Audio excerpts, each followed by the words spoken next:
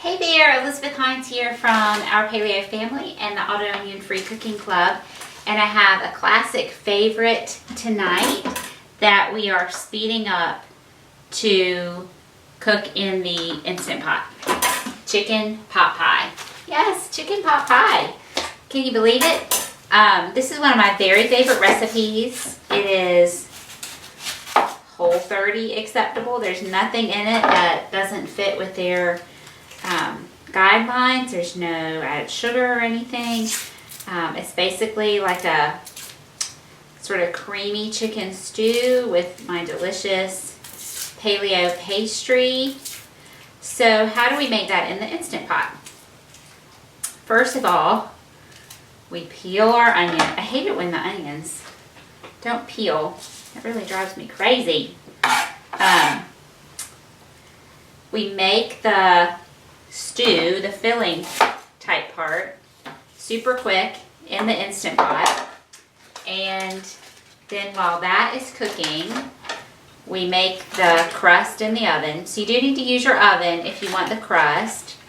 2 tablespoons of butter, avocado oil, ghee, if you can't do dairy. If you can do some dairy, grass-fed butter is fairly well tolerated by a lot of people. So that's what I'm using, but there are certainly lots of dairy-free options for that. So like I said, we're going to cook the crust separately, which you'll see that. The filling part is just the same as my regular chicken pot pie.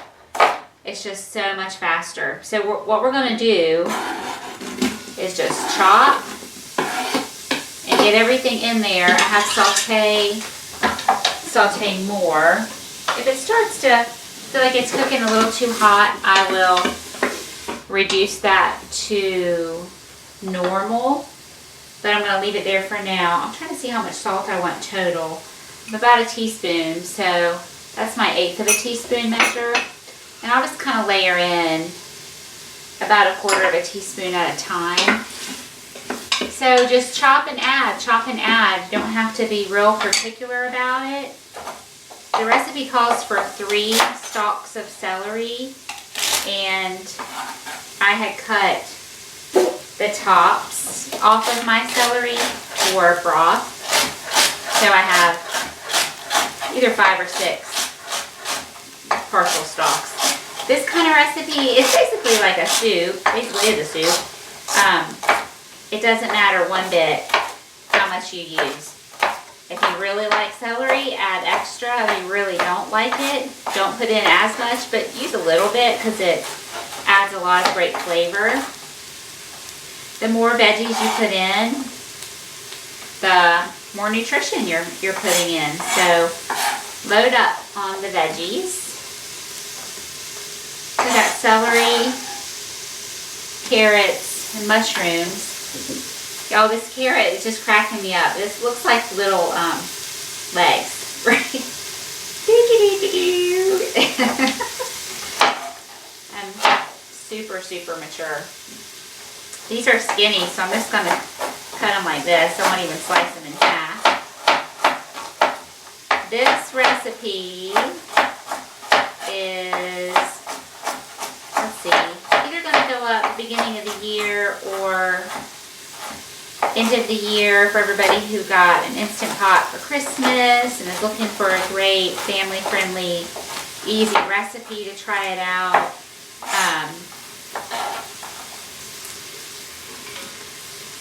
The beginning of the year, I know a lot of people like to do some sort of diet or cleanse from all the excess of the holidays, which, like I said, this recipe will be great for that because, of course, it's gluten-free. Everything I do is gluten-free.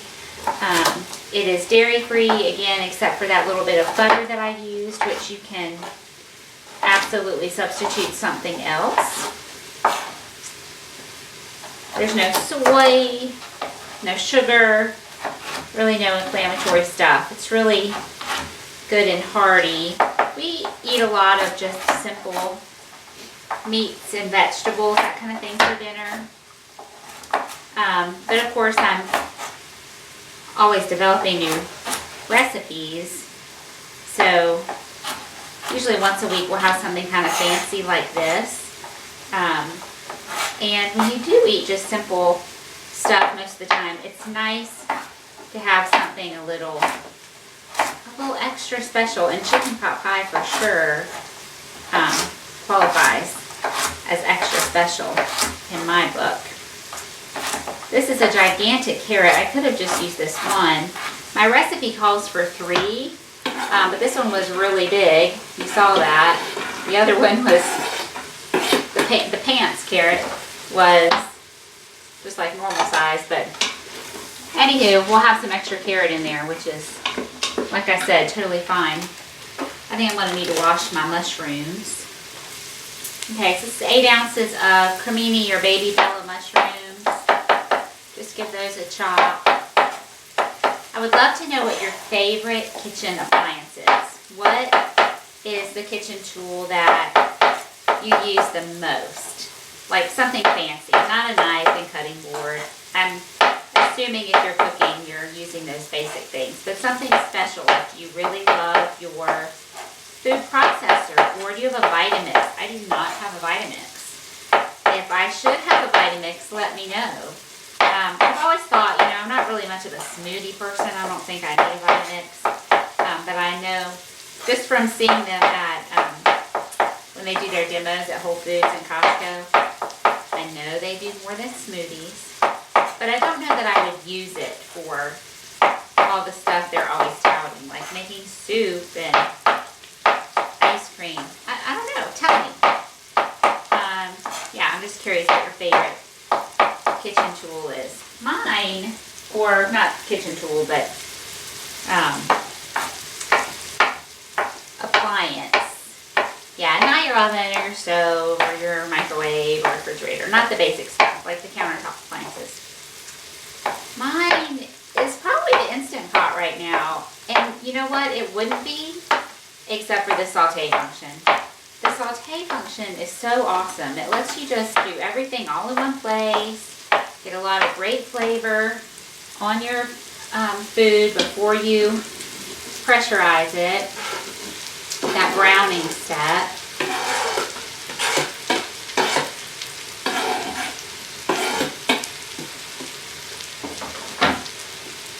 So my Instant Pot is 3 years old.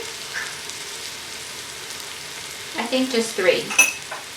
So if you got a new one, the buttons might look a little different than mine, but the functionality is the same. And I've just done an Instant Pot 101 video, so take a gander at that. We'll link it in the little cards, so you can go back and kind of familiarize yourself with your machine a little bit.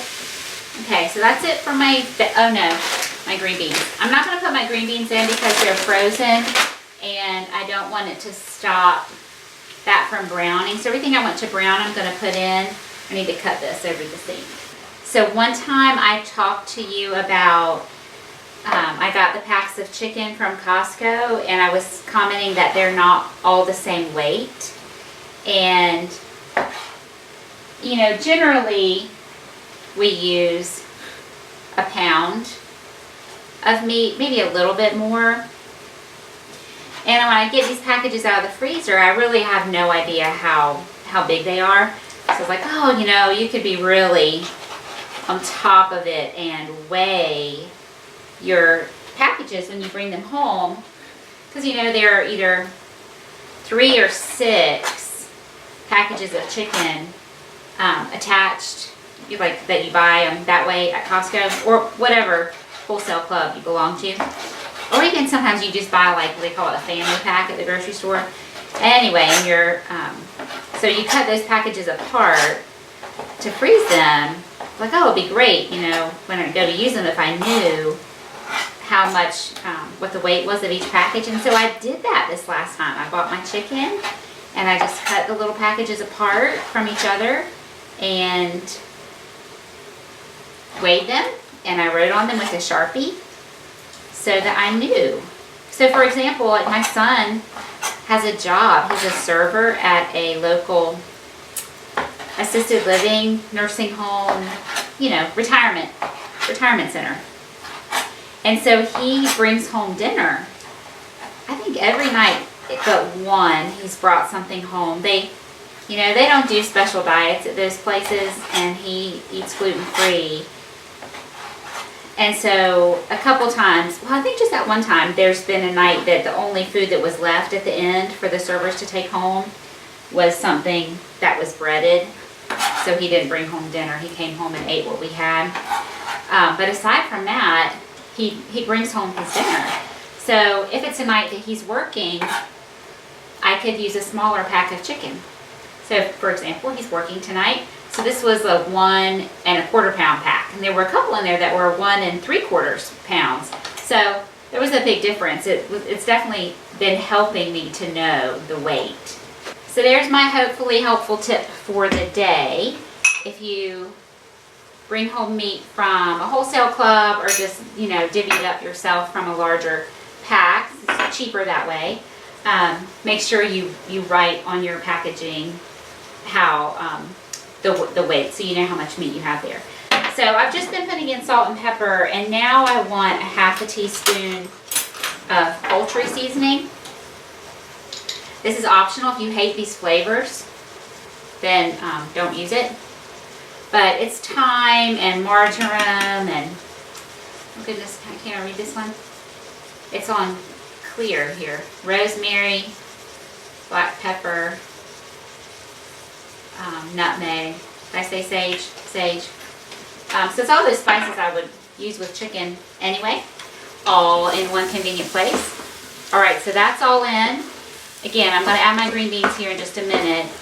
But just like you were making something on your stovetop with a gravy, you've got your fat in there, and then all of the, you know, all your meat, vegetables and stuff. Then we're going to add our thickener, which in this case is 3 tablespoons, right? I'm looking for it on there. 3 tablespoons of arrowroot.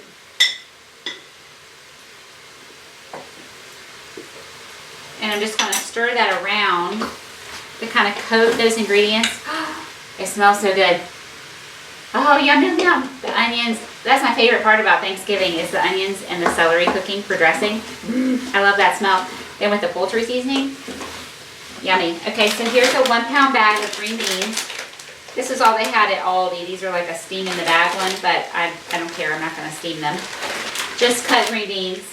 It doesn't matter if you can use fresh if you want. You can use frozen. You can use canned. Canned would not be my favorite, only because of the salt content. This was 59 cents at Aldi. So definitely affordable, definitely easy. Big fan of that. They don't have nearly as much as your regular grocery store, but you could buy. So I went shopping in the frozen vegetable section of a couple regular grocery stores to see if there was something that I could buy that was like all those vegetables. So it would save me all that chopping. And there, of course, is, I think they call it California blend, and it's carrots, broccoli, and cauliflower. But I don't want broccoli and cauliflower in my chicken pot pie. There was a Mediterranean blend that had bell peppers and zucchini and onions, but it had like a butter sauce.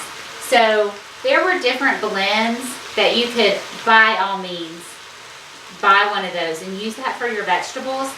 However, carrots, celery, and onions are really those base flavors that you want with something like this, and I didn't find those frozen, not in my stores, and I went to 3 different stores. But to be able to use the frozen green beans, I mean, take that shortcut. Take it where you have it. Okay, so this is one of my tricks. I learned this from Cook's Country or America's Test Kitchen, those PBS cooking shows. When you need to kind of punch up the flavor, they say soy sauce or lemon juice. Well, we don't use soy sauce because soy is a legume. Legumes are inflammatory for people with inflammatory diseases. So we use coconut aminos as a substitute, which it tastes a lot like soy sauce. but it's made from coconut. And then obviously we are using fresh lemon juice. You just watched me squeeze it. So a teaspoon of lemon juice. Okay, there's a little bit more in there. And then a tablespoon of coconut aminos. That's about what's in there. There's a tablespoon and a half. A little bit of extra coconut aminos never hurt anybody. So I can feel that there is, I don't know if my overhead will pick that up, but some fond, that brown stuff, the flavor on the bottom. And I definitely want to deglaze my pan. Whew. It hasn't happened to me, but I have heard, I think through another YouTube channel, it wasn't from the Instant Pot people, that if there's a lot of fond on the bottom of your pan, so again that browning stuff, your Instant Pot might not seal and pressurize. So you want to take the time to deglaze it. My broth was frozen partially, so I just poured the liquid part in there. And I'll let that go for just a minute. I'm sorry, I'm banging this. That bothers some people, and so I have worked really hard to stop doing it as much, but I had to do it just that teeny bit. Now, this particular batch of chicken broth I made was from a rotisserie chicken carcass, and I didn't have anything else. I didn't have any other chicken legs or thigh bones or anything like that, which I typically do have. So it's a pretty weak broth. It's not the most flavorful, rich, gelatinous, that sort of thing. So I may, at the end, add a little bit of chicken base, which is an okay ingredient. I mean, it's gluten-free. It's pretty pure ingredients. Is that better than bouillon? I'll show it to you. But just a little bit of it adds a lot of flavor. So if I want to punch up the flavor a little bit, I'll add a little of that in there. And then next time I'll just not be lazy and I'll go to the store and I'll get some turkey wings or something to add a little extra flavor to my broth. A little extra goodness, nutrition. Okay, so that's, you know what, I'm going to take I don't know what you call this. That's like a spoon that's just flat on that side, a wooden spatula thing. And just scrape the bottom one more time. One thing I want to point out, if you're new to using an Instant Pot, right now while I'm cooking, this is not hot. It's warm. It's been on for, I don't know how long, 15 minutes maybe. But I can definitely touch it. I can pick it up. I wouldn't necessarily do that, but I can. But once it's been under pressure, it will be hot and you won't want to touch that. So to switch to pressure, I need to turn it off. Make sure my rubber gasket is on there. Push my lid all the way over. Turn my knob to sealing. And I want manual. Some of them don't have manual anymore. They just say pressure or time. But you just want to do manual high pressure for 10 minutes. That's it. And then while that's cooking, we'll make our crust, and I'll show you that in just a second. Let me just clean this up so I don't have the raw chicken mess. Okay, so we're all set up to make the crust, and let me show you how easy this is.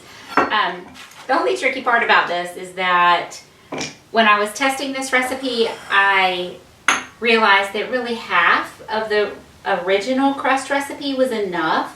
When made this way, my daughter didn't really want any crust at all, and all of us ended up eating less of it. We had more of just the soup filling part. So I'm going to cut the crust recipe in half, but it calls for, this is where in the rest of the world where they weigh their ingredients, it would be easier. So this calls for 1/4 cup of lard, which this is lard from these local grass-fed cows, and it is really great quality. It tastes good, which to me means that it doesn't have a strong flavor. Some lard is real porky, and I'm not a huge fan of that. So this is a nice mild lard. So I don't have an 1/8 of a cup, measuring cup. So I'm just kind of eyeballing it. And you know what, if you understand basically how to make pastry, you can do that without a real specific. Siri thought I was talking to her. She's so nosy sometimes. Without a real specific recipe. So there's my 1/4 of a cup of lard, and I need, 1/8 of a cup of lard, 1/4 of a teaspoon of salt, and then I need 1 3/4 is the original amount of almond flour. So half of that is a little bit shy of a cup. So a little shy of a cup of almond flour, and then it was 3/4 of a cup of arrowroot. So we'll do about 1/3 of a cup. I need a little bit more of that to roll out. And I have my salt, and that's all. So this is how you make pastry. You have your dry, you have your fat in there. The reason I didn't have all of these ingredients out before when I was making the filling part of the chicken pot pie is because you want your fat to stay cold. That will help you get a flakier crust or pastry. And lard especially like warms up really fast. If you leave it out, it'll almost sort of melt on your counter if it's warm. It's, you know, it's winter time now. It's not super warm in here, but in the summer for sure, you want to keep your fat in the fridge until the last possible minute. So you just run it through your fingers. You can do this in a food processor. There are little tools, the old-fashioned pastry cutter that's like the wooden handle with the little metal things. I think my mom had one of those, but my grandma really taught me how to make pastry, and she just used her hands. And so you have these little crumbs, and you want to be able to squeeze it. Like, I'm not squeezing it for, you know, with all my might. I'm just squeezing it, and it stays together, but yet I can just touch it and break it apart. That's what she taught me, was what you were looking for. And then you just want to add in your cold water. Again, ice water will help you to have a nice, light, flaky pastry. Just add a little bit at a time. You don't want it to be too wet. At this point, I can use my spatula, spoon, or something. They usually say with pastry to be careful not to overwork it. That's because of the gluten. You really develop that protein and make it tough, but we don't have any gluten, so we don't have to worry about that. Okay, so there's my dough ready. Let me clear this stuff out of my way, and then I'll show you the rest of the process. Okay, so this is a Silpat. That's the name brand. It's just these silicone baking mats. And I'm going to sprinkle my mat with a little bit of arrowroot.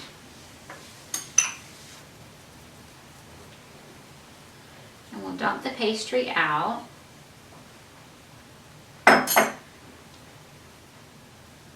You want to add enough water so that it stays together. You don't want to be fighting with your dough for it to be dry. And then just roll it out right on this mat where we're going to bake it. So these are your confines. You're working with the size of your baking mat, because it's going to go right onto the tray. So you can make this as thick or thin as you like. I probably roll mine out 1/8 of an inch. Not super thin. You don't want it like a cracker.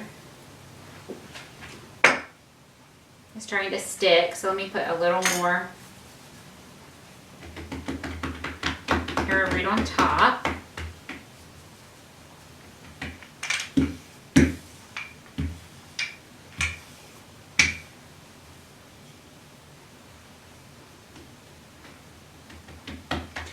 And then when you just sort of pat it with your hand, you you can tell how thick is it. Is it a little too thin right there? Is it a little too thick right there?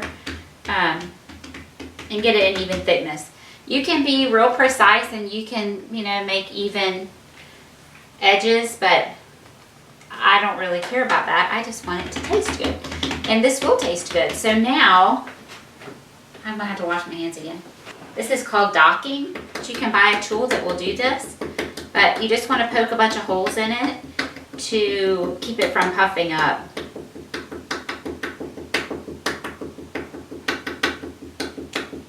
Anybody a percussionist? I used to play percussion in the orchestra at my church way back in the day. Okay, and then here is our baking tray. My oven is coming up to 375 and it's almost there. So I'm gonna go ahead and pop this in and it takes just about 10 minutes. Oh no, oh yeah, oh no, oh yes. You can cut it now or you can cut it later. If you cut it now, then it may be a little crispier between the sections, you know what I mean? I like to keep it whole and cut it at the end, and I guess I don't really have a specific reason for that. It would be fine either way, but it'll be a little bit, it's not underdone, it's just, you know how like the pastry on a chicken pot pie, the top is going to be dry and like flaky, right? Because that's just exposed to the heat. But the underside that has been touching all that yummy, like soupy goodness of the chicken pot pie filling is kind of soft. That's what it'll be like when you cut it after it's baked. It'll be like just a little bit softer in those in-between parts. And I just like that better. But you do it however you like. So this goes in the oven for about 10 minutes. Let me wipe off the bottom because I had a lot of arrowroot on the counter. So we're just coming up to pressure. It's almost there. It's normal for all that steam to come out while it's pressurizing. It's still going. It's set on sealing. It's going to seal here in just a minute. There we go. Now my indicator is up and my pot is sealed. And the timer will start counting down. So I just put my crust in the oven, 10 minutes. This is going to cook for 10 minutes. And then I can do a quick release. I can let the pressure come down naturally. It just depends on when everybody gets home and is ready to eat. But that's perfect. Hey, I got that right. Crust for 10 minutes and this for 10 minutes. Okay, so our pot pie filling just finished and I did a quick release on the pressure. So I put my towel over this.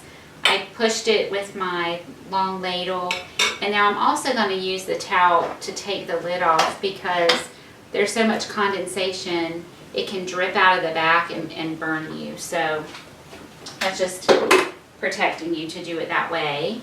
And I want you to see what it looks like just as soon as I take the lid off. I'm not doing anything fancy or sneaky or changing things. This is the way it really is. Remember how I told you that this will be hot afterwards? It's hot. You just give it a stir, and I'm going to taste it. So it's not quite as thick as I want it because I had more than 2 cups of broth. My recipe called for 2 cups, and it was frozen, so I was lazy and didn't thaw it and measure it. So it was probably, gosh, that might have been even 4 cups.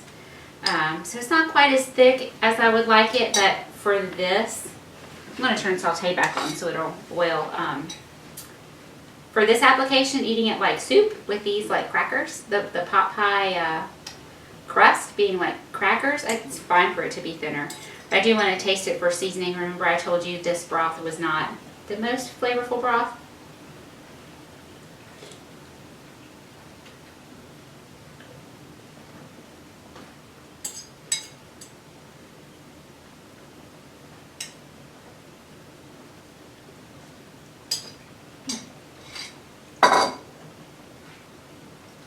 I think it's fine. It's not just fine. It's really good. But I am going to add a little bit of this. This is organic, better than bouillon roasted chicken base. This is not paleo. It has sugar in it, and it has maltodextrin. It has flavoring, which we don't know what that is. But I looked it up, and they do say it's gluten-free. So just about a teaspoon of that stirred in there will add a lot of flavor. I've used it a lot in the past. I actually haven't used it for years until just a couple weeks ago, and it didn't bother me. So it's one of those things that it's not a purist sort of ingredient, but it can really add a lot of flavor. It can kind of help you along in your cooking, and you just have to decide if it works in your diet, okay? So we'll let that go. It's boiling pretty hard, so I'm going to turn that down. I'm going to adjust it to less, and then I'm going to cut my crust. So you can see it's just started to brown around the edges and a little bit of cracks. I'm going to cut it. If you take it out a little bit sooner, it will not crack like that, but I'm going to crumble it up to put it in my soup anyway. So keeping it in nice big whole pieces would simply be for aesthetics, you know, if you like the look of that. And I know this is delicious because this is my pastry crust that I make all the time.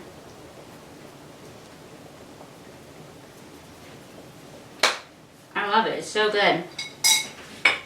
I'm going to give this a little taste with, after having put that bouillon in. And I should taste it with a little bit of crust, right? To really try it well, right? I love the green beans in it. I know that's not super duper traditional. Peas would be more traditional, which, you know, by the way, I was talking about the frozen vegetable mixes that would go in chicken pot pie. The closest one I found had carrots, onions, peas, and something else. But we definitely don't do any legumes in this house. They really don't agree with me, and nobody else really particularly likes them, so they're fine with me leaving them out. Otherwise, I put them in and just pick them out. But so that one, so if you can eat peas, then if you can find that blend, that would work really well for throwing in some frozen veggies.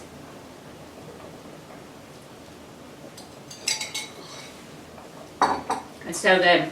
I would say this is perfect, warm, comforting, fast meal for a super cold day.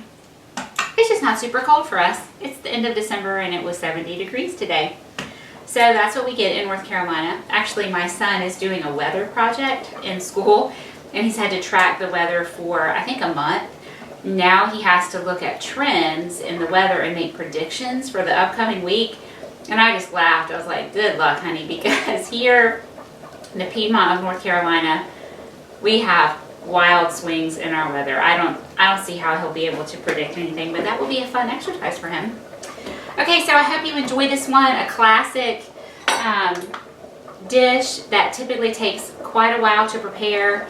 It takes a long time to bake in the oven. It takes, you know, a long time to make the filling and thicken that and reduce it and everything. Doing that in the Instant Pot, 30 minutes or less. Fast, quick, hearty, impressive meal. You could serve this to company and they would be thrilled. If you have not subscribed to my channel, please consider doing that. We exceeded 5,000 subscribers in 2019, which is super exciting. I would love to make that 10,000 in 2020. So if you like what you saw in this recipe, please consider subscribing. Hit that little bell so you'll actually get a notification when I post a new recipe, which is almost always every Wednesday. Every Wednesday, a new recipe video comes up. Sometimes I have extra things, like around Thanksgiving I posted extra stuff. It's Christmas time, there'll be a few extra things coming up over the next month or two, but generally it's just once a week, and then you'll get a notification. Give this video a thumbs up. That's always nice. That helps me out a lot, and I'd love for you to leave a comment. If you're new here, introduce yourself, tell me why you're here. If you have questions, feel free to ask. I would love to interact with you through that comment section. All right, thanks everybody.